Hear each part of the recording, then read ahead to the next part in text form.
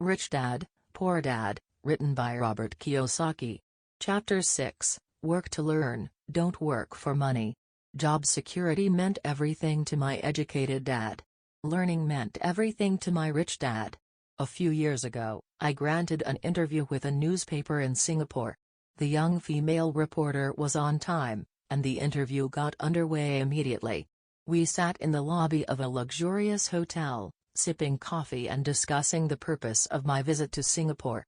I was to share the platform with Zig Ziglar. He was speaking on motivation, and I was speaking on the secrets of the rich. "Someday, I would like to be a best-selling author like you," she said. I had seen some of the articles she had written for the paper, and I was impressed. She had a tough, clear style of writing. Her articles held a reader's interest. "You have a great style," I said in reply. "What holds you back from achieving your dream?" "My work does not seem to go anywhere," she said quietly. "Everyone says that my novels are excellent, but nothing happens. So I keep my job with the paper. At least it pays the bills. Do you have any suggestions?" "Yes, I do," I said brightly. "A friend of mine here in Singapore runs a school that trains people to sell. He runs sales training courses for many of the top corporations here in Singapore, and I think attending one of his courses would greatly enhance your career." She stiffened. "Are you saying I should go to school to learn to sell?" I nodded. "You aren't serious, are you?" Again, I nodded. "What is wrong with that?" I was now backpedaling. She was offended by something, and now I was wishing I had not said anything. In my attempt to be helpful, I found myself defending my suggestion. "I have a master's degree in English literature. Why would I go to school to learn to be a salesperson? I am a professional. I went to school to be trained in a profession so I would not have to be a salesperson. I hate salespeople. All they want is money. So tell me why I should study sales?" She was packing her briefcase. The interview was over. On the coffee table sat a copy of an earlier best-selling book I wrote. I picked it up as well as the notes she had jotted down on her legal pad. "Do you see this?" I said, pointing to her notes. She looked down at her notes. "What?" she said, confused.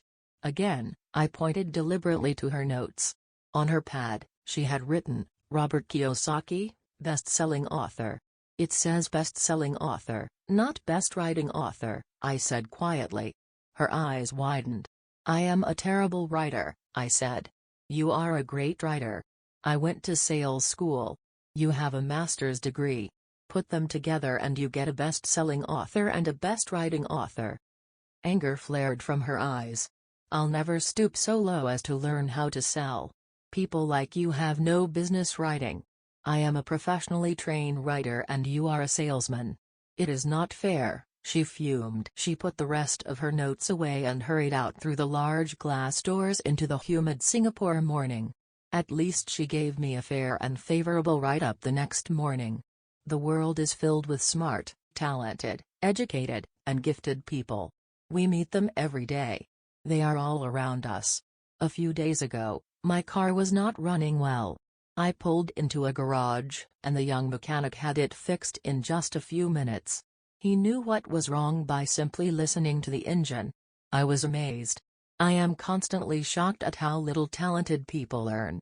I have met brilliant, highly educated people who earn less than $20,000 a year. A business consultant who specializes in the medical trade was telling me how many doctors, dentists, and chiropractors struggle financially. All this time, I thought that when they graduated, the dollars would pour in. It was this business consultant who gave me the phrase, "They are one skill away from great wealth." What this phrase means is that most people need only to learn and master one more skill and their income would jump exponentially. I have mentioned before that financial intelligence is a synergy of accounting, investing, marketing, and law. Combine those four technical skills and making money with money is easier than most people would believe. When it comes to money, the only skill most people know is to work hard. The classic example of a synergy of skills was that young writer for the newspaper. If she diligently learned the skills of sales and marketing, her income would jump dramatically. If I were her, I would take some courses in advertising copywriting as well as sales. Then, instead of working at the newspaper, I would seek a job at an advertising agency. Even if it were a cut in pay, she would learn how to communicate in shortcuts that are used in successful advertising. She also would spend time learning public relations, an important skill. She would learn how to get millions in free publicity. Then, at night and on weekends, she could be writing her great novel. When it was finished, she would be better able to sell her book. Then, in a short while, she could be a best-selling author. When I came out with my first book, If You Want to Be Rich and Happy, Don't Go to School, a publisher suggested I change the title to The Economics of Education. I told the publisher that, with a title like that, I would sell 2 books, one to my family, and one to my best friend. The problem is that they would expect it for free. The obnoxious title, If You Want to Be Rich and Happy, Don't Go to School, was chosen because we knew it would get tons of publicity. I am pro-education and believe in education reform. If I were not pro-education, why would I continue to press for changing our antiquated educational system? So I chose a title that would get me on more TV and radio shows, simply because I was willing to be controversial. Many people thought I was a fruitcake, but the book sold and sold. When I graduated from the U.S. Merchant Marine Academy in 1969, my educated dad was happy. Standard Oil of California had hired me for its oil tanker fleet as a third mate. The pay was low compared with my classmates, but it was okay for a first real job. After college, my starting pay was about $42,000 a year, including overtime, and I only had to work for 7 months. I had 5 months of vacation. If I had wanted to, I could have taken the run to Vietnam with a subsidiary shipping company and easily doubled my pay instead of taking 5 months of vacation. I had a great career ahead of me, yet I resigned after 6 months with the company and joined the Marine Corps to learn how to fly. My educated dad was devastated. Rich Dad congratulated me. In school and in the workplace, the popular opinion is the idea of specialization, that is, in order to make more money or get promoted, you need to specialize. That is why medical doctors immediately begin to seek a specialty such as orthopedics or pediatrics. The same is true for accountants, architects, lawyers, pilots, and others. My educated dad believed in the same dogma. That is why he was thrilled when he eventually achieved his doctorate. He often admitted that schools reward people who study more and more about less and less. Rich Dad encouraged me to do exactly the opposite. You want to know a little about a lot was his suggestion. That is why for years I worked in different areas of his companies. For a while, I worked in his accounting department. Although I would probably never have been an accountant, he wanted me to learn via osmosis. Rich Dad knew I would pick up jargon and a sense of what is important and what is not. I also worked as a busboy and construction worker as well as in sales, reservations, and marketing. He was grooming Mike and me. That is why he insisted we sit in on the meetings with his bankers, lawyers, accountants, and brokers. He wanted us to know a little about every aspect of his empire.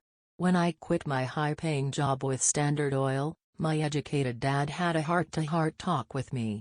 He was bewildered. He could not understand my decision to resign from a career that offered high pay, great benefits, lots of time off, and opportunity for promotion. When he asked me one evening, "Why did you quit?" I could not explain it to him, though I tried hard to. My logic did not fit his logic. The big problem was that my logic was my rich dad's logic. Job security meant everything to my educated dad. Learning meant everything to my rich dad. Educated dad thought I went to school to learn to be a ship's officer. Rich dad knew that I went to school to study international trade.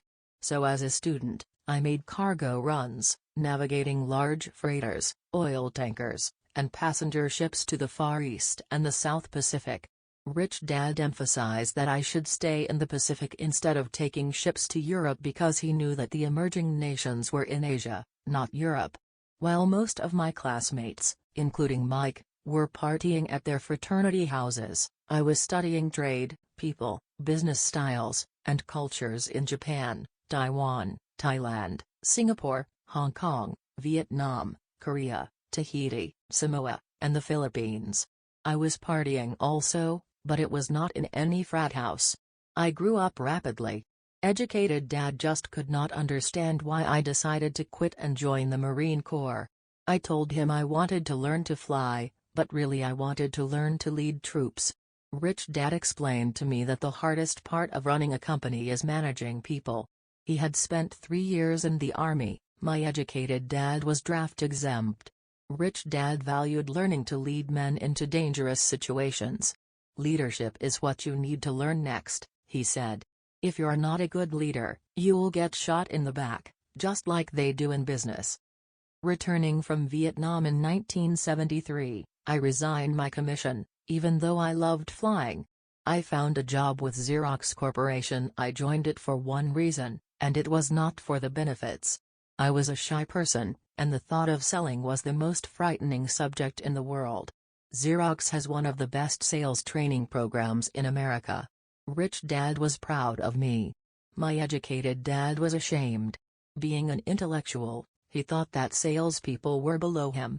I worked with Xerox for 4 years until I overcame my fear of knocking on doors and being rejected. Once I could consistently be in the top 5 in sales, I again resigned and moved on, leaving behind another great career with an excellent company. In 1977, I formed my first company. Rich Dad had groomed Mike and me to take over companies. So I now had to learn to form them and put them together.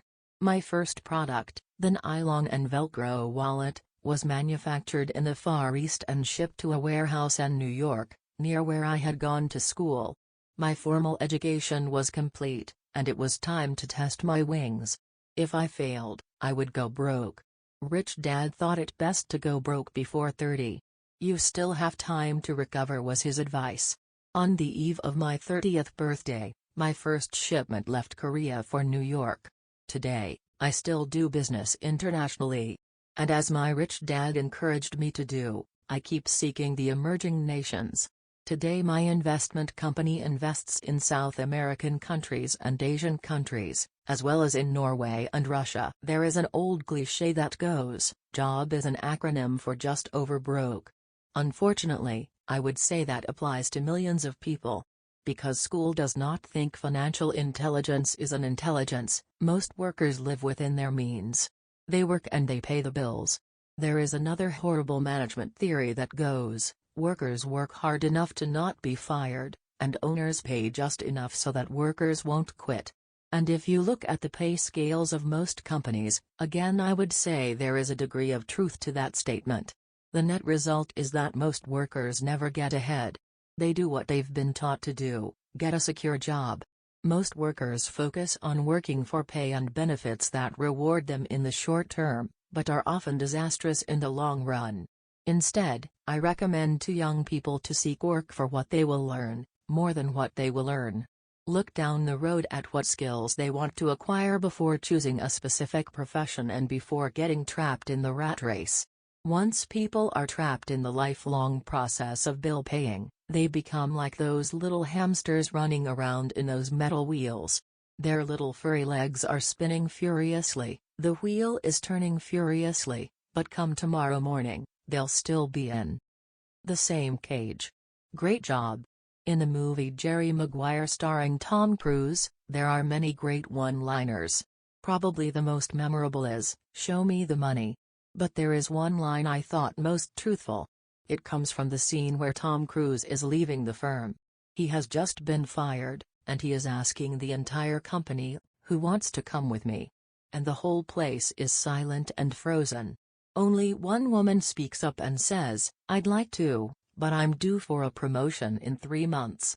That statement is probably the most truthful statement in the whole movie.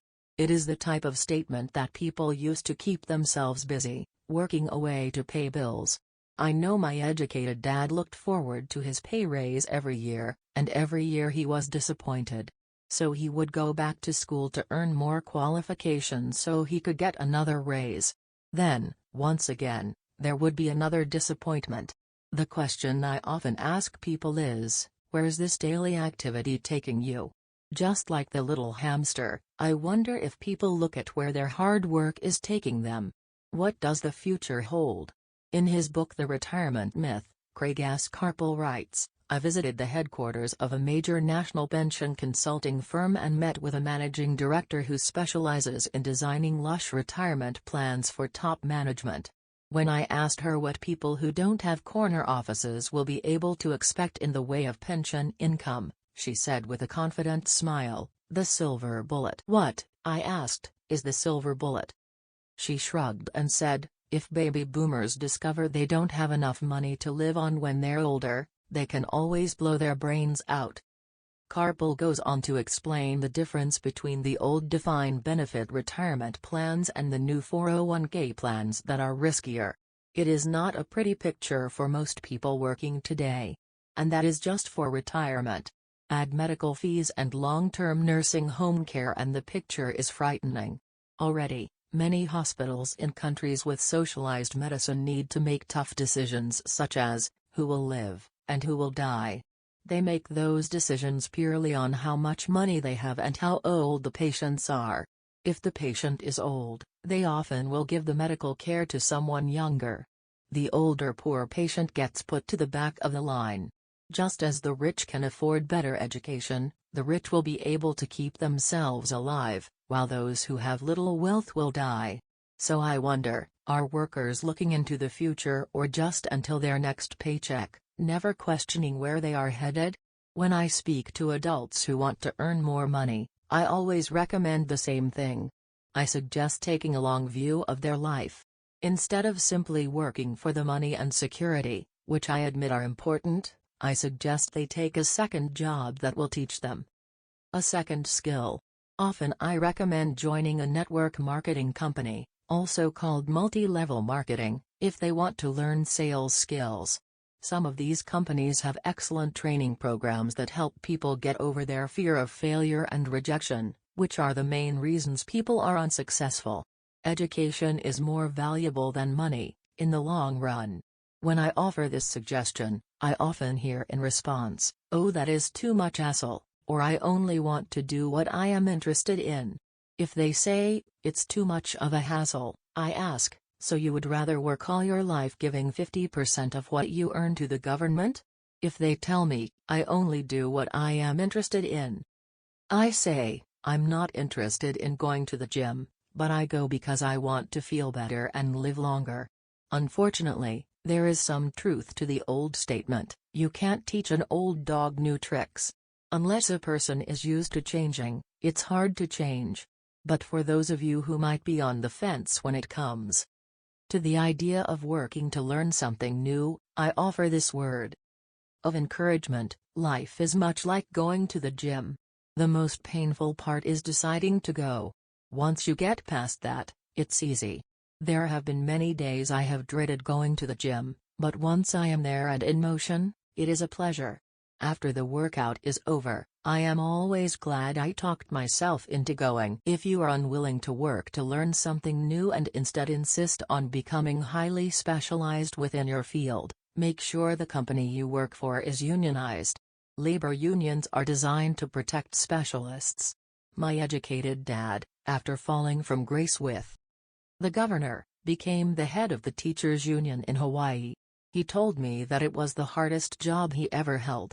My rich dad, on the other hand, spent his life doing his best to keep his companies from becoming unionized. He was successful. Although the unions came close, Rich Dad was always able to fight them off. Personally, I take no sides because I can see the need for and the benefits of both sides. If you do as school recommends, become highly specialized. Then seek union protection. For example, had I continued with my flying career, I would have sought a company that had a strong pilots' union. Why? Because my life would be dedicated to learning a skill that was valuable in only one industry. If I were pushed out of that industry, my life's skills would not be as valuable to another industry. A displaced senior pilot, with 100,000 hours of heavy airline transport time, earning $150,000 a year, would have a hard time finding an equivalent high-paying job teaching in school. Skills do not necessarily transfer from industry to industry. Skills the pilots are paid for in the airline industry are not as important in, say, the school system. The same is true even for doctors today. With all the changes in medicine, many medical specialists are needing to conform to medical organizations such as HMOs. School teachers definitely need to be union members. Today in America, the teachers' union is the largest and the richest labor union of all.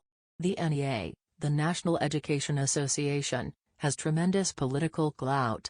Teachers need the protection of their union because their skills are also of limited value to an industry outside of education.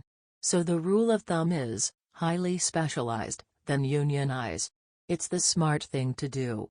When I ask the classes I teach, how many of you can cook a better hamburger than McDonald's?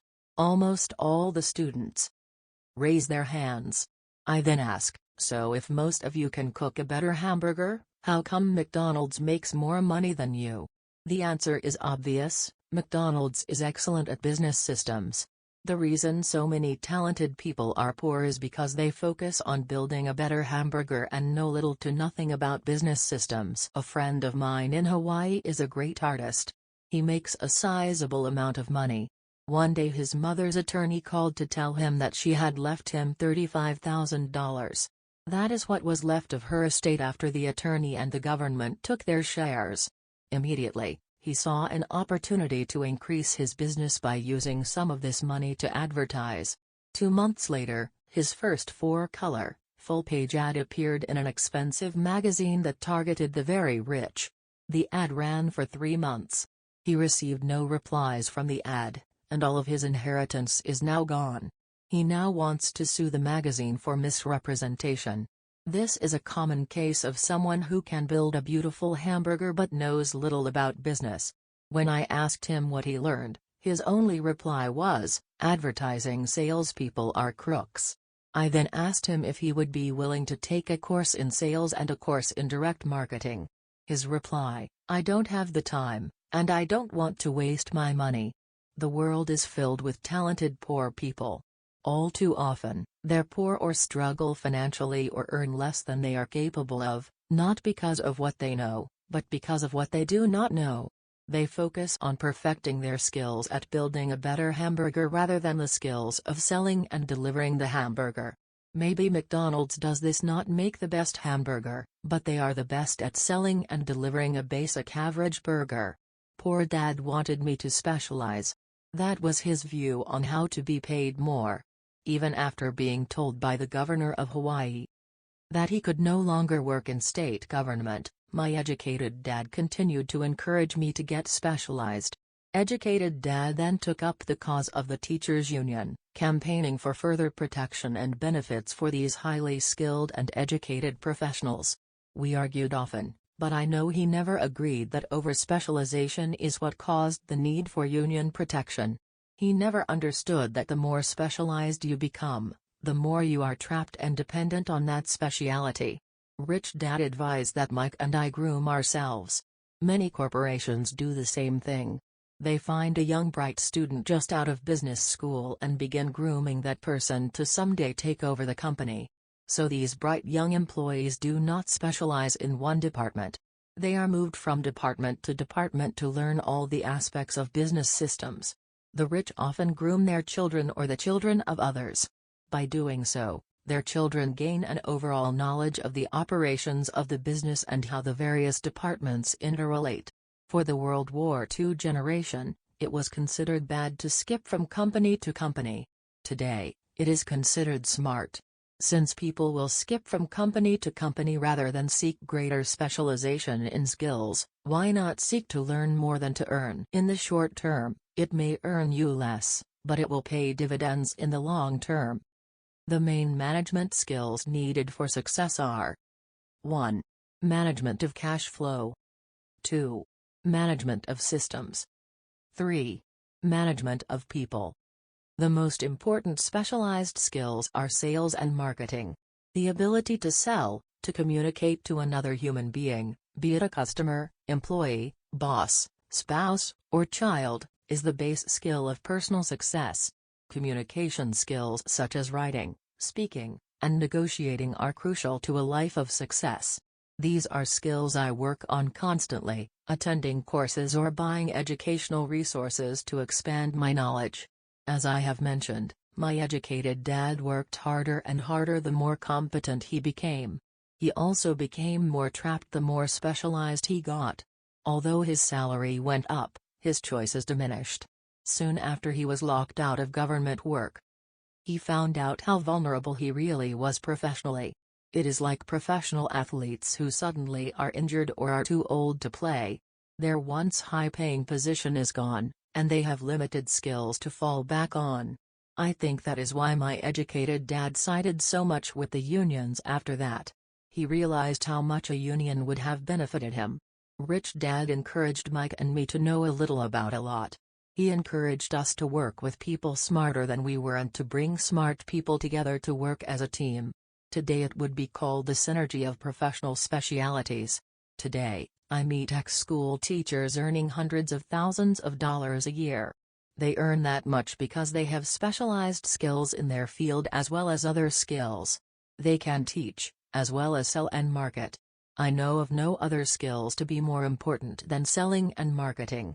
The skills of selling and marketing are difficult for most people, primarily due to their fear of rejection. The better you are at communicating, negotiating, and handling your fear of rejection, the easier life is. Just as I advise that newspaper writer who wanted to become a best-selling author, I advise anyone else today. Being technically specialized has its strengths as well as its weaknesses. I have friends who are geniuses, but they cannot communicate effectively with other human beings and, as a result, their earnings are pitiful. I advise them to just spend a year learning to sell. Even if they earn nothing, their communication skills will improve. And that is priceless. In addition to being good learners, sellers, and marketers, we need to be good teachers as well as good students. To be truly rich, we need to be able to give as well as to receive. In cases of financial or professional struggle, there is often a lack of giving and receiving. I know many people who are poor because they are neither good students nor good teachers. Both of my dads were generous men. Both made it a practice to give first. Teaching was one of their ways of giving. The more they gave, the more they received. One glaring difference was in the giving of money. My rich dad gave lots of money away. He gave to his church, to charities, and to his foundation. He knew that to receive money, you had to give money. Giving money is the secret to most great wealthy families. That is why there are organizations like the Rockefeller Foundation and the Ford Foundation. These are organizations designed to take their wealth and increase it, as well as give it away in perpetuity. My educated dad always said, "When I have some extra money, I'll give it." The problem was that there was never any extra. So he worked harder to draw more money in, rather than focus on the most important law of money: give, and you shall receive. Instead, he believed in, receive, and then you give. In conclusion, I became both dads. One part of me is a hardcore capitalist who loves the game of money, making money. The other part is a socially responsible teacher who is deeply concerned with this ever-widening gap between the haves and have-nots. I personally hold the archaic educational system primarily responsible for this growing gap.